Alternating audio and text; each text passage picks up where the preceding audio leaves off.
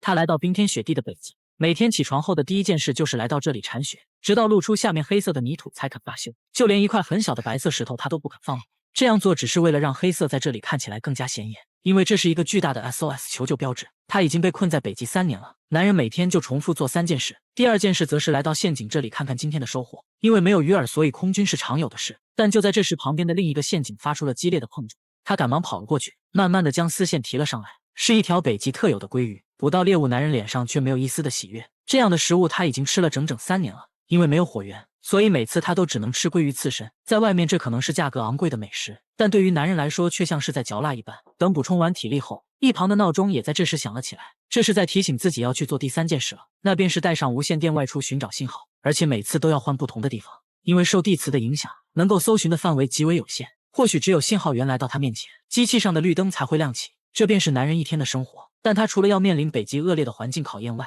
同时还要警惕这里的原住民。第2天，他像往常一样来到陷阱这里，却发现存放食物的盒子像是被什么东西给破坏了，里面的鱼也不翼而飞了。下一秒，他就在旁边发现了一个巨大的脚印，是北极熊的。他连忙跑回到了飞机上。在如今这种食物匮乏的季节里，北极熊会盯上人类也不是不可能。可等了半天也没见到对方的身影，男人觉得那个家伙应该是吃饱离开了。于是他决定再次出门搜寻信号，却意外发现北极熊就在不远处徘徊着。他或许是想等猎物放下戒备时再发动攻击，所以目前来说男人暂时是安全的。他便来到另一个山头继续摇动无线电，而此时不远处一个巨大的风暴正朝这边袭来，不一会就刮起了阵阵狂风。男人只好作罢起身离开。可偏偏在这个时候绿灯突然亮了一下，虽然只是一瞬间，但哪怕只有一丝丝的机会，他也要努力抓住。果然在他不断的摇动下，绿灯再次亮起，接着他四处张望寻找信号源，下一秒一架直升机就赫然出现在了视野里。男人看到后连忙拿出事先准备好的烟雾棒呼叫救援。好在这里是白茫茫一片的北极，因此上方的烟雾变得更加显眼了。对方很快就发现了他，看到飞机正掉头朝这边驶来，他开心极了，3年以来第一次露出了笑容。正当男人以为自己可以得救了时，命运再次跟他开了一个玩笑。因为受刚刚风暴的影响，直升机根本就无法再前进分毫，接着就开始发生剧烈颠簸，不受控制的朝着反方向飞去。男人还以为对方是不打算救自己，却不料下一秒他就径直撞向了地面。他怎么也没想到，好不容易有了逃出去的机会，竟会发生这样的意外。但眼下不是伤心的时候，救人才是最要紧的。男人赶忙来到了事故现场，等他把驾驶员拖出来时，对方早已经没了呼吸。万幸的是，坐在副驾驶位的女人还活着，不过她的肚子却被划开了一条长长的伤口。虽然没有伤及到要害，但若不及时处理，也很有可能会因为伤口感染而死。男人赶紧在飞机上翻找起来，希望能有相关的药物。好在找到了一个医药箱，不过里面的东西也只能暂时缝合一下伤口而已。想要彻底得到救治，就必须前往医院。可这里是荒无人烟的北极，根本就不会有医院。女人也一直处于昏迷状态，感受到她的心跳，男人也暂时放下心来，便又开始在飞机上翻找起来，看有没有能用到的东西。运气不错，他发现了2根探照棒以及一份地图，这可是好东西。有了地图，或许就可以找到科考站了。更幸运的是，他还发现了一桶泡面，这对于男人来说可是难得的美食。他拆开包装，二话不说就塞进了嘴里，细细的品尝着，感受着来自方便面的芳香。吃完之后还要仔细的回味一番。等享受完美食，他决定先将女人带回去。临走时还不忘在飞机上留下求救信息。回到家后，他先是拥抱了一下女人，慢慢感受着来自同类的气息，这也让他孤独的生活有了一丝慰藉，同时也给了他活下去的动力。毕竟一个人独自生活了这么久，见到异性难免会把持不住。想谈恋爱的兄弟，是不是身边总遇不到满足你要求还对你心动的女生？去牵手啊，不怕提要求，要求越多帮你找得越准。找对象就用牵手。他让对方尝试握紧拳头，感受到他手掌上传来的力量，男人这才放心下来。I'm sorry。看到女人伤心的晕了过去，他瞬间感觉到了一丝愧疚。若不是为了救自己，或许他们的飞机也不会出事。等安顿好他之后，男人再次来到飞机失事的地方。他先把驾驶员的尸体进行了简单处理，随后便开始搜寻起物资来。他摸了摸对方的衣服，竟然从中摸出来一个打火机。看着燃起的火苗，男人开心坏了，这就意味着他再也不用吃生食了。赶忙将打火机揣进了口袋里。更加幸运的是，他还找到了煤气罐和煤气炉。在冰天雪地的北极，这可是奢侈品。就在他准备搜寻下一个地方时，无意间发现了一张照片，这才知道女人和驾驶员是一对夫妻，2人还有一个刚出生不久的孩子，这让他感觉更加愧疚了。正因为这份亏欠，他决定无论如何也要带着女人活着离开北极。随后他就开始对着地图规划起路线来。就在这时，外面的陷阱突然响了起来，男人立马跑了出去。看到大鱼上钩，这次他却露出了开心的笑容，因为他现在有了打火机和煤气炉，再也不用吃鲑鱼刺身了。回去后，他做了一份海鲜泡面，吃到嘴里简直是回味无穷。看到一旁的女人，他又连忙拿出叉子挖了一勺鱼肉喂给她。或许是因为刚刚才失去了丈夫，女人还处在痛苦之中，面对男人递来的第二口鱼肉，她怎么也不愿意再吃下去。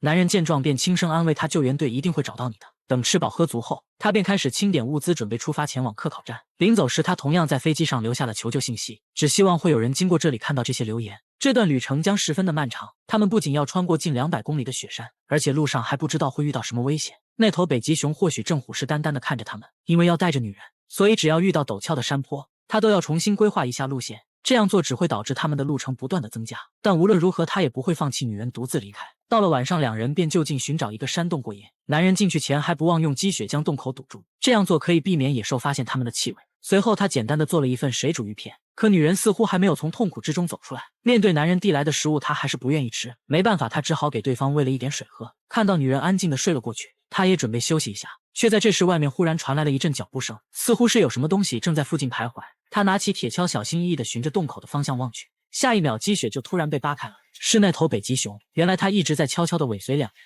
就等着他们放松警惕之时发动攻击，但北极熊却忽视了自己的体型，如此狭小的洞口他根本就进不来。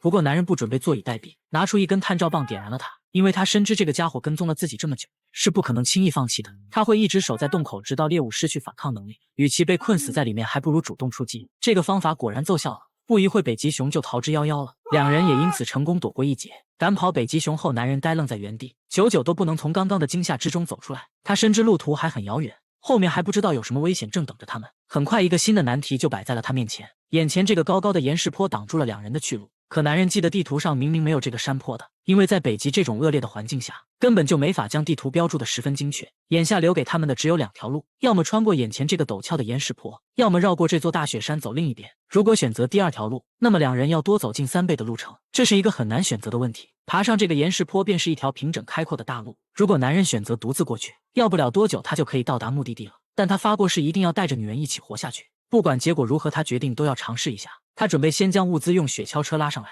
物资的重量很轻，所以没费多大的劲他就成功了。接下来就轮到女人了。可当雪橇车拉到半山腰后，男人就再也拉不动了。尽管他拼尽了全力，雪橇车也没有丝毫上来的迹象，甚至就连自己都差点被带了下去。没办法，男人只好选择第2条路。就这样，他带着女人开始徒步绕行大雪山。北极肆虐的风暴大大增加了他们前行的难度。由于长时间暴露在风雪之中，女人的身体状况也一天不如一天了。不仅手指没有了力气握紧拳头，就连喝水都成了一个难题。眼眶上也开始出现大面积红疹，嘴角也不自主地溢出鲜血来。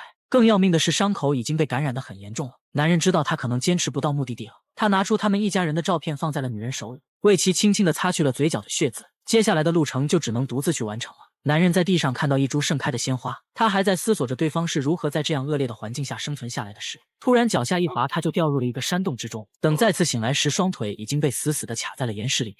他想要把腿扯出来，但奈何卡的实在是太紧了，男人再也控制不住了。为何倒霉的事总是发生在自己身上？难道自己真的要被困死在这个暗无天日的地方吗？可很快他就振作了起来，这段路程自己已经完成了大半，眼看着就要得救了，不管怎样也不能在这里就放弃了，就算死也要死在路上。他使出全身的力气把腿往外扯，就这样男人一次又一次地承受着大腿被撕裂的疼痛，直到他被完全扯出来。他来不及处理伤口，因为眼下当务之急是要赶紧从这个山洞里逃出去。幸运的是他很快就找到了出口，随后男人不敢丝毫耽误，立马来到了女人这里。本想拿走对方的手套，却没想他的手拽得紧紧的。他转头一看，发现女人不仅没死，身体状况还奇迹般的好转了。他再也控制不住自己的情绪了。I'm sorry. I'm sorry. 男人决定不管以后发生什么事，只要对方还有一口气在，他都不会放弃。他用冰雪简单处理了一下伤口后，便一瘸一拐地带着女人重新出发了。虽然不知道前方还有多少坦途，但男人始终相信光明终将照亮他们。经过10几天的艰难跋涉，他们终于成功地绕过了这座大雪山。男人丢掉所有物资，准备拼尽最后一丝力气。就在这时，一架直升机赫然出现在了视野里。他不敢相信眼前的一幕，赶紧跑了下去，拼命地将雪橇车和女人一起推了上来。紧接着便立马开始呼叫救援。男人拿出了最后一根探照棒，用尽全身的力气挥舞起来，但他的求救声在这雪山之中显得是如此的渺小，不等对方听到就消散在了空气之中。他深知现在两人都受了伤，是不可能来到科考站的，这架直升机是唯一的机会。他点燃了身上的棉袄，势必是要赌上自己的全部。可是直到衣服被焚烧殆尽，对方最终也没有发现两人。看到直升机消失在大山之中，男人抱着女人绝望的失声痛哭。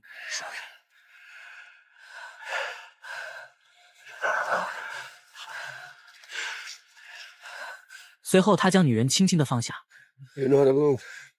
It's okay. 接着自己也不甘地躺了下去。两人紧紧地握住彼此。男人并不后悔，因为为了活下去，他至少努力过。在生命的最后一刻，有同类的陪伴，他并不感觉孤单。慢慢的，他闭上双眼，等待着死亡的降临。随着一阵直升机的轰鸣声，自此全片结束了。